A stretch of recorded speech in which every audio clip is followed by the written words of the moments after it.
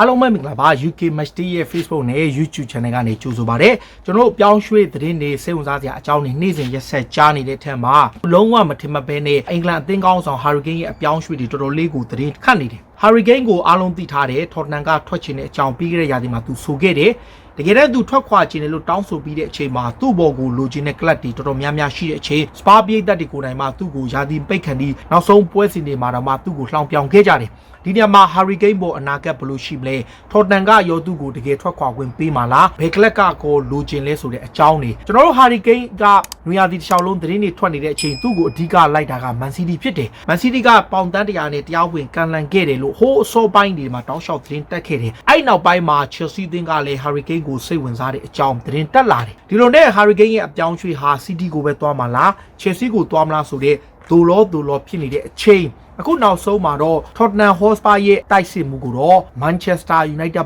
ပါလာပြီလို့ဆိုထားတယ်ဆိုတော့ United က Hurricane ကိုခေါ်ခြင်းနဲ့ Chelsea ကလည်း Kane ကိုစိတ်ဝင်စားနေတယ်ဖက်မှာလဲ Manchester City ကလည်းလိုချင်တယ်သုံးပွင့်ဆိုင်အားပြိုင်တဲ့အချိန်ဒီနေရာမှာ Kane ကိုခေါ်ယူဖို့ကြိုးပမ်းမှုတွေမှာလက်ရှိဥက္ကဋ္ဌဖြစ်တဲ့ Daniel Levy နဲ့ Axel Drider Fabio Paratici ကြားမှာနားလည်မှုနှစ်ခုဖြစ်နေတယ်ပြောချင်တာက Spa အသင်းပိုင်ရှင်ဥက္ကဋ္ဌဖြစ်သူ Daniel Levy က Kane ကိုလုံးဝမရောင်းဘူးဒါပေမဲ့တစ်ဖက်ကကြည့်တဲ့အခါ Axel Drider တိက Okay နီးပြ Nuno Santo လိုချင်တဲ့တိုက်ခါ Kane ဆိုတာတော့မှန်ပေမဲ့ကစားမတယောက်အသင်းမှာစက်မနေခြင်းရင်စက်ထားတာထက်သူတို့အနေနဲ့တင့်လျော်တဲ့ကစားမတယောက်ကိုခေါ်ယူအားဖြစ်တဲ့နယ်လို့သူကတိုက်တွန်းထားတယ်ဒီနေရာမှာ Tottenham ကို Axel Drider တိကတောင်းဆိုထားတဲ့တောင်းဆိုမှုကို Daniel Levy ကိုလက်ခံအောင်သူပြောထားတဲ့အချက်ကဘာလဲဆိုတော့တကယ်လို့များKane ကိုခေါ်ယူမဲ့အပြောင်းရွှေ့တဲ့မှာတိုက်စစ်မှုတယောက်ပါဝင်တဲ့ကမ်းလှမ်းမှုဖြစ်ခဲ့ရင် Hurricane ကိုရောင်းတင်တယ်လို့သူကအကြံဉာဏ်ပြုထားတယ်ဆိုတော့ Daniel Levy ကတော့ Kane ကိုမရောင်းဘူ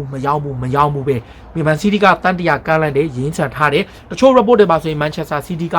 Raheem Sterling အပါဝင်ပေါင်တန်းတရာဒါမှမဟုတ်ရှင်ကမ်းလှမ်းမှုပြောင်းရွှေ့ခြင်းအချို့နဲ့ကမ်းလှမ်းမယ်လို့ဆိုတဲ့သတင်းတချို့ report တွေမှာတော့ Gabriel Jesus နဲ့အတူ Hurricane ကိုခေါ်မယ်ဆိုတဲ့သတင်းဒီလိုတွေတက်နေတယ် Chelsea ကတော့သူတို့အနေနဲ့ Haaland ကိုပဲအဓိက target ထားပေမဲ့လည်းတကယ်လို့များ Haaland ရဲ့အပြောင်းရွှေ့မဖြစ်လာခဲ့ရင် Hurricane ဘက်ကိုသူတို့ဘက်ကလည်းစူးစမ်းခြင်းတယ်ဆိုတော့ Kane ကလည်းကျွန်တော်တို့ထင်သလောက်မလွယ်ဘူးလန်ဒန်မြို့ကန်အချင်းချင်းပြောင်းဖို့ဆိုတာပိုခက်တယ်ဒါပေမဲ့လည်း Chelsea အနေနဲ့သူတို့ရဲ့ radar ထဲမှာရှိတယ်ဒီလိုမျိုးဒီဘက်နှစ်သင်းကခွန်ဖို့ကြိုးပမ်းမှုတွေလုပ်နေတဲ့ဆက်သွယ်မှုတွေပြုလုပ်နေတဲ့အချိန်တကယ်တမ်းထက်တဲ့ဝင်နဲ့ဝင်ရောက်လာတဲ့အသင်းက United ပဲဖြစ်တယ် United ကအခု Daily Express မှာဖော်ပြတဲ့အရာ Hurricane ကိုခေါ်ဖို့လုပ်မယ်ဒါပေမဲ့သူတို့အနေနဲ့ကစားသမားတွေအလိုက်ပေးကမ်းလှမ်းသွားတဲ့ကမ်းလှမ်းမှုမျိုးတော့မလုပ်ဘူးလို့တော့ပြောထားတယ် Kane ကိုငါတို့ခေါ်မယ်ငွေသားနဲ့ပဲခေါ်မယ်ဒီနေရာမှာ Tottenham ဘက်ကတောင်းဆိုထားတဲ့တောင်းဆိုမှုတစ်ခုတွေ့ထားတယ်အဲ့ဒါက Daily Express မှာပဲဖော်ပြထားတာ Spa ဘက်က Kane ကိုရောင်းချဖို့စဉ်းစားလာပြီးအဲ့ဒီစဉ်းစားမှုနဲ့အတူကစားသမားအလိုက်ပေးပြီးတော့ရောင်းချမယ်ဆိုရင်သူတို့ဘက်ကလက်ခံစဉ်းစားသွားမယ်ဒီနေရာမှာ Spa ဘက်ကတောင်းဆိုထားတဲ့သူတို့လိုချင်တဲ့ကမ်းလှမ်းမှုမျိုးက Manchester United အနေနဲ့ကစားသမား2ယောက်နဲ့ပေါင်တန်း100ကမ်းလှမ်းမယ်ဆိုရင် Hurricane ကိုသူတို့လက်လွတ်ဆုံးရှုံးမယ်လို့ဆိုထားတယ်ကစားသမားလေး2ယောက်ပေးရမယ်တန်း100လဲတောင်းနေဆိုတဲ့အချက်ဟာတော်တော်ကိုများတယ်29နှစ်ရှိတဲ့ Kane အတွက်လက်ရှိကာလပေါက်100တန်း120ကနေယူရိုမှာခြေစွမ်းပြတဲ့ကြောင့် maybe 150ပေါ့ဗျာဒါပေမဲ့အခုကစားသမား2ယောက်လဲပေးရမယ်ပြောင်းရွှေ့ကြီးကလည်းတန်း100ပေးရမယ်ဆိုတဲ့တောင်းဆိုမှုက United ကလုံးဝလက်ခံမှာမဟုတ်ဘူးဒါပေမဲ့ Tottenham ဘက်ကတောင်းဆိုထားတဲ့တောင်းဆိုမှု Tottenham တောင်းဆိုထားတဲ့ကစားသမားတွေမှာဘယ်သူလဲဆိုတာသတင်းတက်နေပြီ Tottenham ဘက်ကပေါင်တန်း100 plus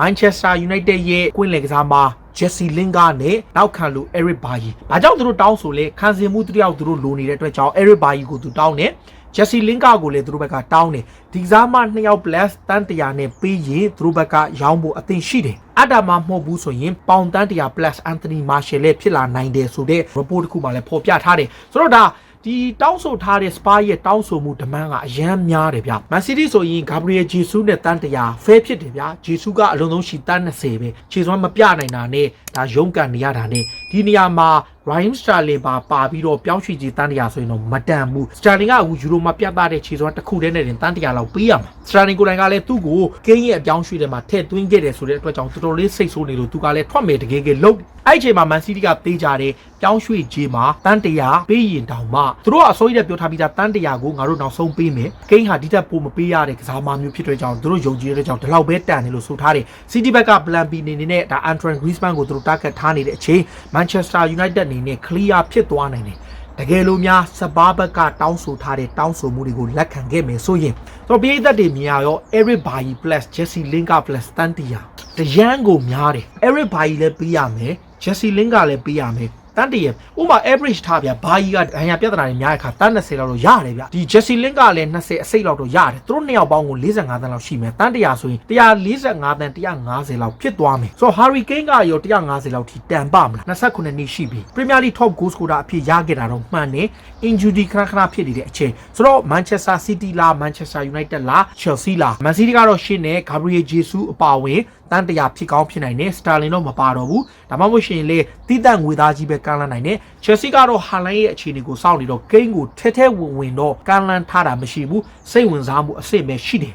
United ကတော့အခု Express မှာဖော်ပြချက်အရကမ်းလှမ်းမှုအသင့်ရှိတယ် United ကညင်းထားတယ်ကစားမအလိုက်ပေးကမ်းလှမ်းမှာတော့မဟုတ်ဘူးငွေသားကြီးပဲကမ်းလှမ်းမယ်အဲ့ဒါကို Daily Express မှာဖော်ပြချက်ရဒါ Tottenham ကကစားသမား2ယောက်နဲ့ငွေသားအဲ့ဒါက Eric Bailly နဲ့ Jesse Lingard ပြီးတော့မှပေါင်တန်း100ဆိုတော့ဘလို့ထင်လဲပြည်သက်တွေနေနေရော Spurs ဘက်ကအရန်လောဘကြီးနေတယ်လို့တော့မထင်ဘူးလား Spurs တောင်းဆိုမှုကရောဒါ United ကလက်ခံပါမလားAnthony Martial ဆိုတဲ့သတင်းတွေလည်းတက်နေတော့ Martial ကရောပြောင်းပါမလား Martial ကိုရောလက်ခံပါမလားဘလို့မြင်ကြလဲလက်ရှိနေထားရ Harry Kane ရဲ့နောက်ဆုံးအခြေအနေနဲ့အပြောင်းရွှေ့ပေါ်3ပွင့်ဆိုင်ဖြစ်လာတဲ့ချိန် Paris Saint-Germain တို့ Real Madrid တို့လည်းရှိသေးတယ်ဒါပေမဲ့ခုလောလောဆယ် Premier League ထိပ်သီး3သင်းရဲ့အားပြိုင်မှုနဲ့ Kane ဘယ်ကိုရွေးချယ်မလဲ Spurs တောင်းဆိုတဲ့ပြောင်းရွှေ့ကြီးကရောပြိုင်ဘက်အသင်းတွေကပေးချင်နိုင်မလားဘလို့မြင်ကြလဲကိုယ့်ရဲ့အမြင်လေးတွေကိုကိုယ့်မှတ်မှာဝင်ရောက်မှတ်ချက်ပေးကြပါလို့ပြောနေအားလုံးကိုကျေးဇူးတင်ပါတယ်အရေးတော်ပုံ